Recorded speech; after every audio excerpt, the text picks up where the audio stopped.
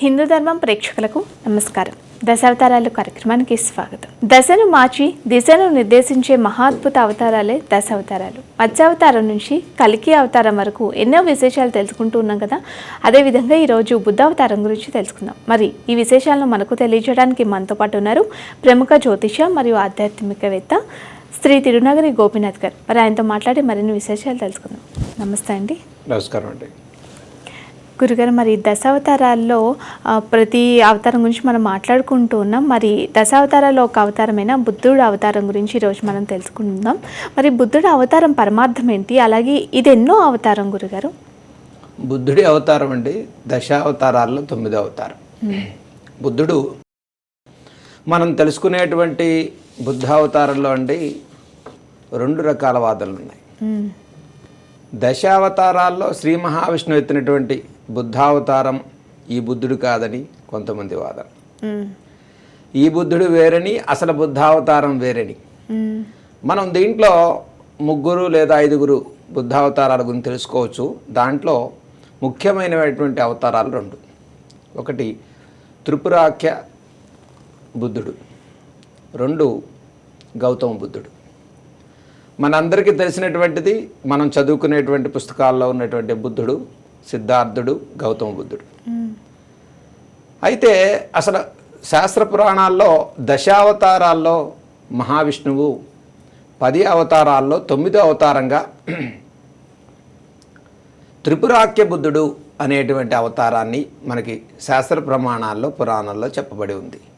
ఏమిటి అంటే, త్రిపురాసురుడు అనేటువంటి రాక్షసులు, మనం తెలిసినటువంటి కథ అందరికీ కూడా. త్రిపురాసురుడు అనేటువంటి రాక్షసులు 3. అంటే త్రిపురాసురుడు అనేటువంటి వారి కుమారులు 3 కొడుకులు, 3 అసురుడు. అయితే ఈ 3 అసురులు కూడా బ్రహ్మాండమైనటువంటి వారి యొక్క పుణ్యఫలం వల్ల, తపస్సంపన్నమైన శక్తి వల్ల 3 లోకాలను నిర్మించుకోవడం జరుగుతుంది. అంటే స్వర్గానికి ఇటు పాతాళానికి మధ్యలో, అంటే భూలోకాన్ని వాళ్ళు చక్కగా చేసుకున్నవారై, ఎంచుకున్నవారై ఈ త్రిపురాసురులు 3 గ్రహాలు సృష్టించి 3 పురాలు, త్రిపురము అంటే 3 లోకాలు సృష్టించారు. అయితే వీళ్ళని సంహరించాలి అంటే పరమేశ్వరుడికి చాలా ఇబ్బందికరమైనటువంటి పరిస్థితి కలిగిందట. ఏమిటి ఇబ్బంది? త్రిపురాసురుడు సంహారం చేయాలి అంటే, త్రిపురాసురుల యొక్క భార్యలు 3 కూడా బ్రహ్మాండమైనటువంటి శక్తివంతులట. ఏమిటి శక్తివంతులు అంటే, పాతివ్రత్య బలం కలిగిన వారు. అంటే వారి 3 యొక్క పాతివ్రత్య బలం తన భర్తల్ని ఎప్పటికప్పుడు రక్షిస్తూ ఉండేది. కానీ వీళ్ళు మాత్రం ఈ భూలోకాన్ని 3 లోకాలుగా సృష్టించుకుని ఇక్కడున్న ప్రజల్ని, మానవుల్ని, సాధువుల్ని, యోగుల్ని, మునుల్ని అనేక రకాల ఇబ్బందులు పెట్టేవాడు. ఈ త్రిపురాసురులు పెట్టేటువంటి ఈ యొక్క ఇబ్బందులు చూసి తట్టుకోలేక బ్రహ్మాది దేవతలు అందరినీ, ప్రజలు, ఈ మునులందరూ కూడా బ్రహ్మాది దేవతలకు మొరపెట్టుకోగా, శివుడికి సహాయం చేయడం కోసం మహావిష్ణువు ఇక బుద్ధావతారంగా మరి భూమి మీదకి జన్మించేటువంటి సమయం రాగానే వీరు 3 త్రిపురాసురుల యొక్క భార్యలు కూడా మహాపాతివ్రత్య బలం వల్ల తన భర్తలు ఎన్ని తప్పులు చేసినప్పటికీ కూడా వాళ్ళని సంరక్షించేటువంటి పరిస్థితి. అంటే మహాశక్తివంతులు అయిపోతున్నారు. పగలల్లా యజ్ఞయాగాది క్రతువులు పూజలు చేయటం, రాత్రిపూట దొంగతనాలు చేయటం. అంటే పగలు వీళ్ళని సంహారం చేద్దామంటే యజ్ఞాలు, క్రతువులు, పూజలు చేస్తున్నారు భార్యలతో. రాత్రిపూట దొంగతనాలు చేయటం, తస్కరణ చేయటం. ఇలా పగలు చంపుతామంటే పూజా కార్యక్రమాలు చేయటం, రాత్రి చంపుతామంటే ఈ క్రతువులు చేసినటువంటి భార్యను పూజలు చేయటం. ఇలా ఒక రకమైనటువంటి సందిగ్ధ పరిస్థితిలో ఉండగా పరమేశ్వరుడికి మహావిష్ణువు త్రిపురాసుర సంహారం కోసం ఆయన భూమి మీదకి ఒక అశ్వత్థ వృక్షం కింద బుద్ధావతారంలో ఆయన జన్మించడం. బుద్ధావతారంలో ఒక సమ్మోహనమైనటువంటి బుద్ధుడు, అంటే ఎటువంటి బుద్ధుడి రూపంలో ఆయన ఆవిర్భవించాడంటే, ఆయన్ని చూస్తే చాలు బ్రహ్మాండమైనటువంటి యవ్వనంతో కూడుకున్నటువంటి రూపంతో ఆ బుద్ధుడు ఒక అశ్వత్థ వృక్షం, అంటే ఒక రావి చెట్టు కింద ఆయన జన్మించినట్టుగా మనకు పురాణం చెబుతాం. ఎందుకు అలా జన్మించారు అంటే, ఆయన మహాశక్తివంతమైనటువంటి యవ్వనుడుగా ఈ బుద్ధావతారంలో మహావిష్ణువు బ్రహ్మాండమైనటువంటి బ్రహ్మ తేజస్సుని కల్పించుకున్నవాడై ఆ తేజో సంపన్నమైన శక్తి వల్ల ఎటువంటి వారైనా సరే స్త్రీలు ఆయన చూడగానే మోహించేటువంటి రూపం కలిగినవాడు.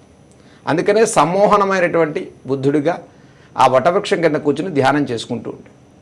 అయితే ఈ ముగ్గురు త్రిపురాసురుల యొక్క భార్యలు ప్రతిరోజు కూడా ఆలయానికి వెళ్ళటం, బ్రహ్మాండమైన పూజా కార్యక్రమాలు చేసి ప్రార్థన చేసి బ్రహ్మదేవుణ్ణి పరమేశ్వరుణ్ణి వేడుకునేవారు. తన భర్తలు ఎన్ని తప్పులు చేసినప్పటికీ కూడా వారిని రక్షించమని. సమస్త లోకాలన్నీ కూడా తమకే కావాలని. మరి అసురుల యొక్క పరిస్థితి ఎలా ఉంటుందంటే, అసురులు ఏది చూస్తే అది తామే కావాలనుకుంటారు, అంతే కదా. సమస్త లోకాల్లో ఈ అసురుల యొక్క దుష్ట లక్షణాలన్నీ కూడా అవే.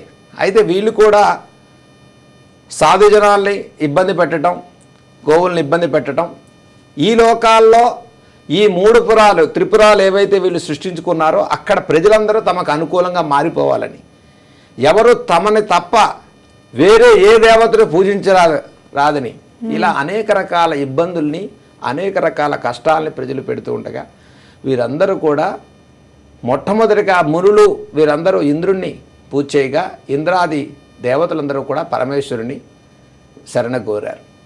ఈ త్రిపురాసురుని సంహారం చేయడం కోసం మహావిష్ణువు ఈ బుద్ధుని రూపంలో వచ్చి వటవృక్షం కింద ధ్యానం చేస్తూ ఉండగా ఒకానొక సమయంలో వీరు ముగ్గురు భార్యలు ఆలయానికి వెళ్ళి వస్తూ ఉండగా ఆ తేజో సంపన్నమైన రూపాన్ని చూశారు. ఇక ఈ బుద్ధావతారంలో స్వామి సమ్మోహన రూపంలో ఉన్నాడు కదండి. అంటే ఆయన చూడగానే మోహించేటువంటి రూపం కలిగిన వాడై వివస్త్రుడుగా ఏ వస్త్రాలు లేకుండా మహాధ్యానంలో మహాతేజో సంపన్నంగా యవ్వనమైనటువంటి రూపంలో ఆ తేజస్సును చూడగానే ముగ్గురు పాతివ్రత్యం కూడా భగ్నం అయిపోయింది.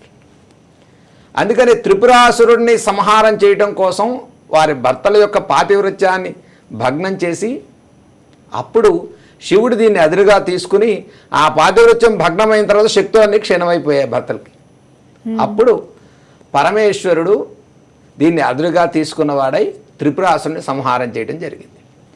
సంహారం చేసేటువంటి సమయంలో ఒక పౌర్ణమి రోజున త్రిపురాసురుని సంహారం చేయటం,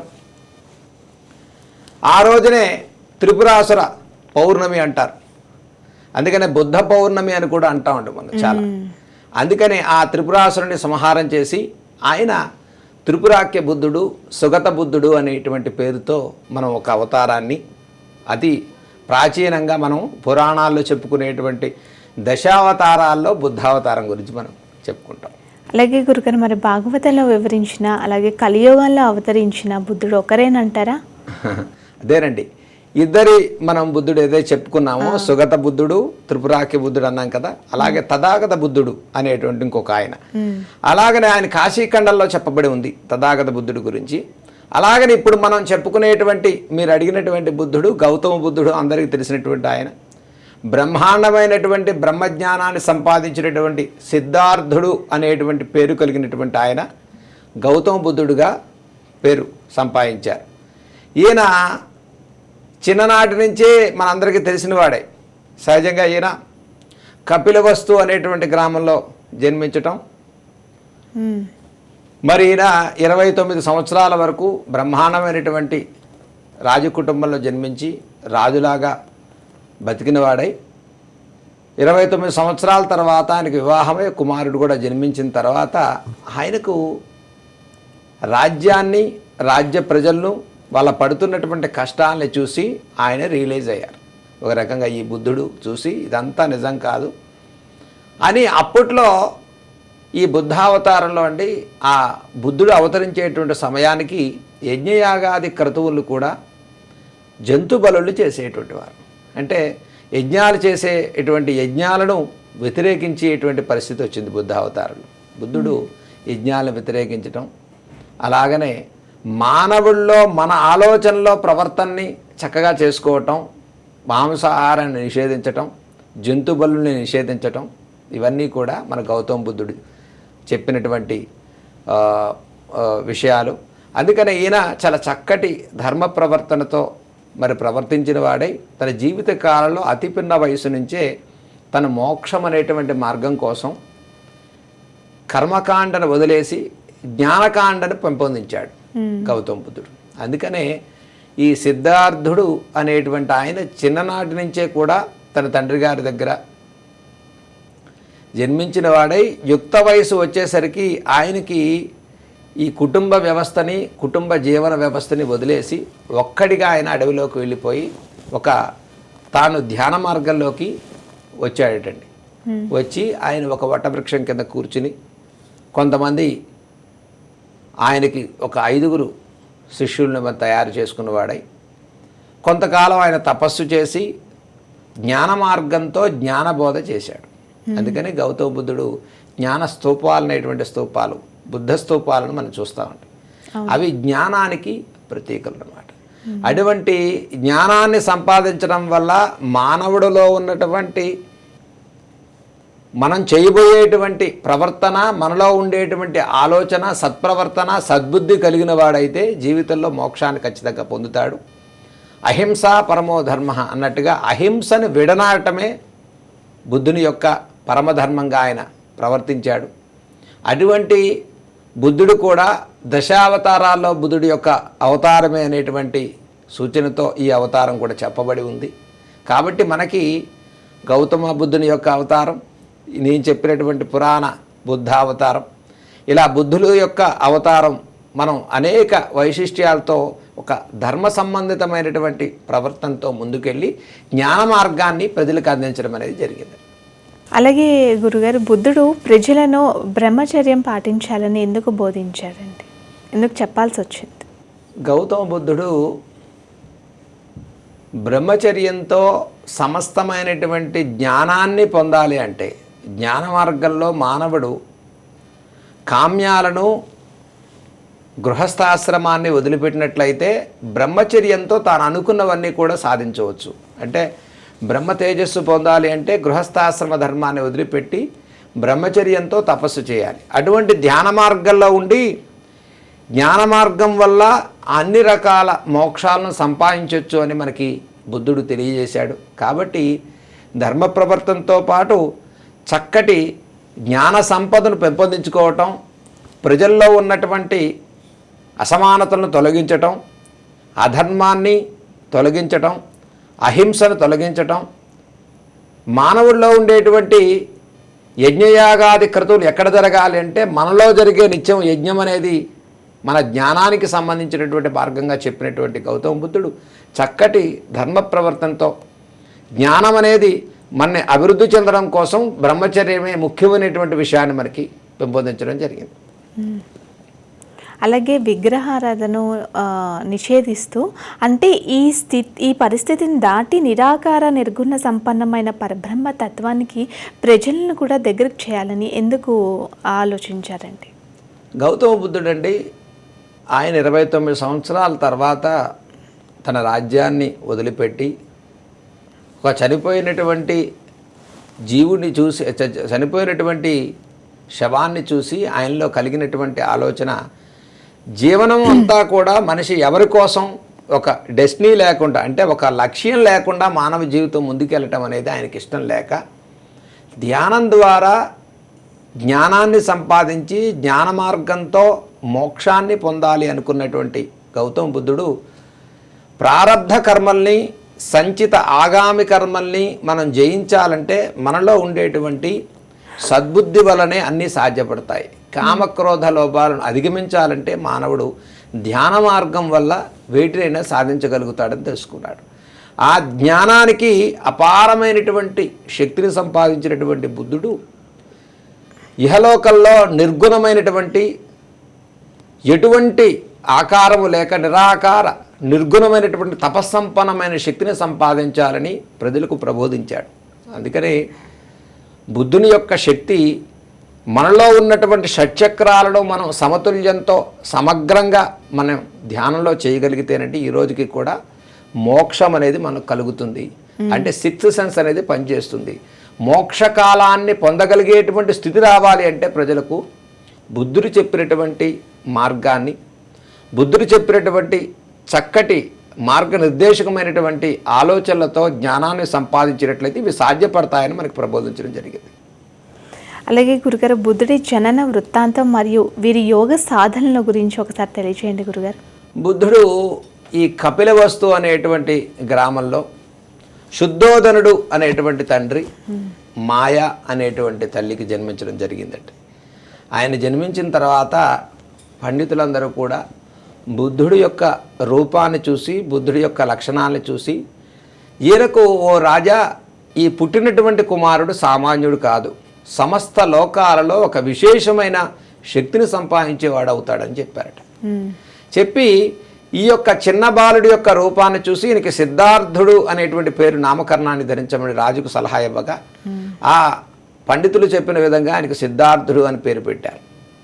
కొంతకాలానికి తన తల్లి మంచాన పడి కాలం చేసింది మాయ. ఆమె పోయిన తర్వాత రాజుగారు రెండో వివాహంతో రెండో భార్య గౌతమి అనేటువంటి ఆమె ఈ బాలుడిని చక్కగా పెరిగి పెద్ద చేయటం, అందుకని ఆమె పేరు కూడా పెట్టి గౌతమ అనేటువంటి పేరుతో ఈయన్ని పెద్ద చేయటం జరిగింది. ఇలా చిన్నప్పటి నుంచి అపారమైనటువంటి తెలివితేటలతో ఉన్నటువంటి ఈ సిద్ధార్థుడు ఒక స్థాయికి వచ్చి ఆయన వివాహం చేసుకున్న తర్వాత ఆయనకి ఒక కుమారుడు కూడా జన్మించాడు. కుమారుడు జన్మించిన తర్వాత ఒక రాత్రికి రాత్రి ఆయన తీసుకున్నటువంటి ఒక బ్రహ్మాండమైన నిర్ణయం, రాజ్యాన్ని వదిలిపెట్టి ఒక్కడిగా వెళ్ళి ఆయన ధ్యానం సంపాదించడం కోసం, జ్ఞాన మార్గం కోసం ఆయన ఇక్కడి నుంచి కొంత గయా లాంటి ప్రదేశాలకు వెళ్ళాట. అక్కడ ఒక వటవృక్షం కింద కూర్చుని గయ లాంటి ప్రదేశంలో బ్రహ్మాండమైనటువంటి తపస్సంపన్నమైన ధ్యానం చేసి ఆ ధ్యాన మార్గంలో అపారమైన శక్తుల్ని సంపాదించాడు. తనతో ఉన్నటువంటి 5 శిష్యుల్ని సంపాదించి వాళ్ళకి జ్ఞాన మార్గాన్ని బోధించి మార్గనిర్దేశకాన్ని చేశాడు బుద్ధుడు. ఇక అప్పటి నుంచి బుద్ధుడు తమ రాజ్యాన్ని కానీ, రాజ్యం మీద ఆకాంక్ష కానీ, మన సుఖాలను కానీ పూర్తిగా త్యజించిన వాడై కేవలం మోక్ష మార్గాన్ని, జ్ఞాన మార్గాన్ని పెంపొందించి యజ్ఞయాగాది క్రతువుల్ని చేయొద్దని, మరి మహావిష్ణు అవతారాల్లో ఈ బుద్ధ అవతారంలో చూసుకున్నట్లయితే మరి వేదాల్ని రక్షించేటువంటి మహావిష్ణువు మరి వేదాల్ని, యజ్ఞాలను ఎందుకు కాదంటాడు, యజ్ఞాలను ఎందుకు తప్పుపడతాడు? మరి వేదంలో చెప్పబడిన యజ్ఞమే కదా, దాన్ని మనం తప్పుపట్టకూడదు కదా అంటారు. కానీ భగవానుడు కూడా అండి, ఏ లోకల్లో ఏ సమయానికి ఏది అవసరమో అది సాధించడం కోసం తాము చెప్పినటువంటి విషయాల్ని, అది నిజమైనప్పటికీ కూడా తాము సాధించడం కోసం, అక్కడ పనిని నెరవేర్చడం కోసం, అవతార వైశిష్ట్యం కోసం ఆయన ఈ మార్గాన్ని, బుద్ధుని యొక్క మార్గాన్ని ఎంచుకోవడం జరిగిందని మనం చెప్పుకోవచ్చు. ఎందుకు అంటే సహజంగా యజ్ఞంలో యజ్ఞ బలులు ఉండడం అనేది అది తర్వాత విషయం. అయితే మనం చేసే యజ్ఞంలో జంతువులు యజ్ఞం కోసం జన్మించినాయా?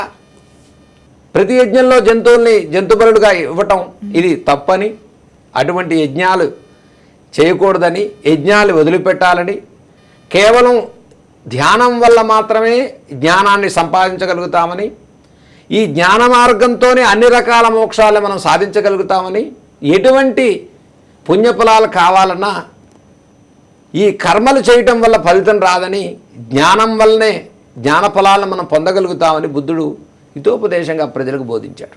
అందుకనే బుద్ధుడు బోధించినటువంటి అనేక విషయాల్లో కర్మఫలాల్ని పూర్తిగా పక్కగా తప్పించి జ్ఞానఫలాల్ని పొందే విధంగా బుద్ధుడు ప్రజలలో ఆ బుద్ధుని యొక్క మార్గనిర్దేశకాలు ఒక బలమైనటువంటి సంకల్పంతో నాటబడ్డాయి. అందుకనే భగవానుడు కూడా ఈ అవతారంలో మంచి ఈ మార్గనిర్దేశకంతో మానవుడు జ్ఞానం వల్ల షట్చక్రాలను సాధించుకుని తమ శక్తిని తాను తెలుసుకుని జ్ఞాన మార్గంతో సాలోక్యమైనటువంటి చతుర్విధ మోక్షాలను సంపాదించడం కోసం అహింసను వదిలేసి మరి తమదైనటువంటి ఒక ధర్మాన్ని, నిర్దేశకమైనటువంటి ఒక దారిని ఎంచుకున్నటువంటి బుద్ధుడు ఆయన ఒక చక్కటి సత్ప్రవర్తనతో ప్రవర్తించాడు. కాబట్టి ఆయన ఒక బ్రహ్మాండమైనటువంటి ఒక మార్గాన్ని, అనేక మంది కోట్లాది ప్రజలు కూడా ఆ మార్గంలో జ్ఞాన మార్గాన్ని, జ్ఞాన బోధను చేసినటువంటి బుద్ధుని యొక్క ఆ మార్గాలను ఈ రోజుకి కూడా ఆచరిస్తూ ఉంటారు. అందుకనే కృష్ణావతారం తర్వాత అయిపోయిన తర్వాత కల్కి అవతారానికి మధ్యలో 9వ అవతారంగా ఈ బుద్ధుడు ఒక జ్ఞానకాండను ప్రారంభించడం జరిగింది. అలాగే గురుగారు, మరి బౌద్ధిజము అనతి కాలంలో ప్రపంచవ్యాప్తంగా విస్తరించడానికి అలాగే ప్రజలు కూడా ఎందుకు అంత త్వరగా ఆకర్షితులయ్యారండి? బౌద్ధ ధర్మం అండి ప్రత్యేకంగా జంతువుల్ని సంహారం చేయటం కానీ, మనిషిని కష్టపెట్టడం కానీ, ఎదుటి మనిషిని బాధ పెట్టడం కానీ, ఒక మనిషిని బాధ పెడుతూ చేసి వచ్చేటువంటి ఫలం కానీ వారిని అది ఆ బౌద్ధిజం అనేది, బౌద్ధ మతం అనేది అంగీకరించదు. ఈ రోజుకి కూడా మానవుడు స్వేచ్ఛాజీవిగా తమ ధర్మాలను తాము కాపాడుతూ తమకు కావాల్సినటువంటి మార్గాలను తాము నిర్దేశించుకుంటూ ఐహికమైనటువంటి సుఖాల కన్నా మనం సాధించుకోవాల్సినటువంటి జ్ఞాన సంపదని పెంపొందించుకుంటూ ధ్యానం వల్లనే అందరినీ సాధించగలుగుతాం. మంచి ప్రవర్తన వలనే ప్రజలు మనకి దగ్గరవుతారు. సద్భావన వలనే భగవంతుడు మనని ప్రేమించబడతాడు. సత్ప్రవర్తన వలనే మానవులు మనకు దగ్గరవుతారని ప్రతి విషయంలో కూడా బుద్ధుడి యొక్క బౌద్ధ ధర్మం అనేదండి క్షమ, దయ ఇటువంటి గుణాలకు లోబడి తమ ధర్మాన్ని తాను బోధిస్తూ ఈ బౌద్ధ ధర్మాన్ని, ఈ మతాన్ని దేవతల కన్నా అతీతంగా ఒక మార్గనిర్దేశకాన్ని చూపించినటువంటి వాడు. ఈ బౌద్ధ ధర్మాల్ని పాటించినటువంటి వాళ్ళలో అశోకుడు లాంటి వారు కూడా తమ ధర్మచక్రాన్ని ధర్మ సంస్థాపన చేయటం కోసం బుద్ధుడి యొక్క మార్గాన్ని ఎంచుకున్న రాజులు ఎంతోమంది ఉన్నారు. దాంట్లో మనం అశోకుడు లాంటి వారిని కూడా మనం ఈ బౌద్ధ ధర్మంలో మనం అనేక కోట్లాది మంది బుద్ధుని యొక్క మార్గాల్ని పొందటం కానీ, బుద్ధుని మార్గం వల్ల జ్ఞాన మార్గంలో మోక్షాలను సాధించడం కానీ మనం చూస్తూ ఉంటాం, తెలుసుకోవచ్చు కూడా. అలాగే గురుగారు, మరి బుద్ధుడి అవతారం శ్రీ మహావిష్ణు అవతారంగానే భావించాలంటారా? ఇప్పుడు మనం ఇందాక అనుకున్నటువంటి 5 బుద్ధుడి యొక్క అవతారంలో అసలు మనకి బుద్ధావతారంలో ప్రాచీనమైనటువంటి పురాణాల్లో చెప్పినటువంటి త్రిపురాఖ్య బుద్ధుడు అనేటువంటి దశావతారాల్లో ఒక అవతారంగా చెబుతాం. ఇప్పుడు ఈ గౌతమ బుద్ధుడు, సిద్ధార్థుడు కూడా అదే అవతార రూపంలో ఉన్నారని, చక్కటి జ్ఞాన మార్గాన్ని కర్మకాండని వదిలేసి జ్ఞానకాండని పొందించినటువంటి ఈ బుద్ధుని కూడా దశావతార స్వరూపంగా మనం భావించవచ్చు. ఓకే, ఇప్పటికీ బౌద్ధిజం ఏ దేశాల్లో బలంగా ఉందంటారండి? ఇప్పుడు సహజంగా అండి బుద్ధిజం చూసుకుంటే మనకి ఖాట్మాండ్ ఇటువంటి దేశాల్లో బౌద్ధ స్తూపాలు కానీ, బుద్ధుడి యొక్క బౌద్ధ ధర్మాలు కానీ ఎక్కువగా బోధించేవాడు. అసలు బుద్ధుడు జన్మించినటువంటి కపిలవస్తు లాంటి గ్రామాల్లో ఆ పరిసర ప్రాంతాల ప్రజల మొత్తం కూడా బౌద్ధ ధర్మాన్ని బోధిస్తారు. బౌద్ధ ప్రవర్తకులు కూడా ఈ యొక్క మార్గాలను కంప్లీట్గా ఆచరించి ఈ రోజుకి కూడా బౌద్ధ ధర్మాన్ని పాటించేటువంటి వారు ఈ దేశంలో ఎక్కువగానే ఉన్నారని మనం చెప్పుకోవచ్చు. అలాగే అశోక చక్రవర్తి బౌద్ధిజం పట్ల ఎందుకంత ఆకర్షితులయ్యారు గురుగారు? అశోక చక్రవర్తి కూడా తమ సామ్రాజ్యంలో బుద్ధుని చెప్పిన మార్గాల వల్ల ప్రజలు దుష్కర్మల్ని విడనాడి రాజ్యస్థాపన, ధర్మ సంస్థాపన జరగటం కోసం బుద్ధుని మార్గమే నిజమని నమ్మాడు. ఖచ్చితంగా మానవుడు ఈ రోజుకి కూడా ఏదైనా సాధించాలి అంటే ఒక చక్కటి ప్రవర్తన, చక్కటి ఆలోచన, పరివర్తన అన్నింటినీ అధిగమించగలిగే శక్తి కావటం కోసం మానవుడిలో కామక్రోధ లోభాలను అధిగమించాలి కదా. అటువంటి మార్గాలే సన్మార్గాలను తెలుసుకున్నవాడు అశోకుడు. కాబట్టి ఆ బౌద్ధుని యొక్క మార్గంలో అశోకుడు కూడా ముందుకెళ్ళి అటువంటి ధర్మచక్రాన్ని, బౌద్ధ స్తూపాలను మనం ఈరోజు కూడా భూలోకంలో భారతదేశాల్లో ఈ ధర్మస్తూపాలు ఉన్నాయి 3 చోట్ల. అటువంటి ధర్మస్తూపాలను మనం చూస్తాం. అలాగనే అశోకుడు చెట్లను, అశోకుడి యొక్క ధర్మచక్రాలను మనం చూస్తున్నాం. ఇవన్నీ కూడా ధర్మానికి మూల ప్రతీకలుగా ఈ అవతార బౌద్ధ రూపంలో బౌద్ధుని యొక్క బోధనలో మనం అన్నీ కూడా చక్కటి జ్ఞానాన్ని మనం తెలుసుకోవచ్చు. గురుగారు, ఇవాళ కార్యక్రమంలో దశావతారాల్లో 9వ అవతారం అయినటువంటి బుద్ధ అవతారం గురించి చక్కటి విశేషాలను మాకు తెలియజేశారు. ధన్యవాదాలండి. సర్వే జన సుఖినో భవంతు. ఇది ఇవాళ దశావతారాల కార్యక్రమం. రేపటి మరొక కార్యక్రమంలో మళ్ళీ కలుసుకుందాం. నమస్కారం.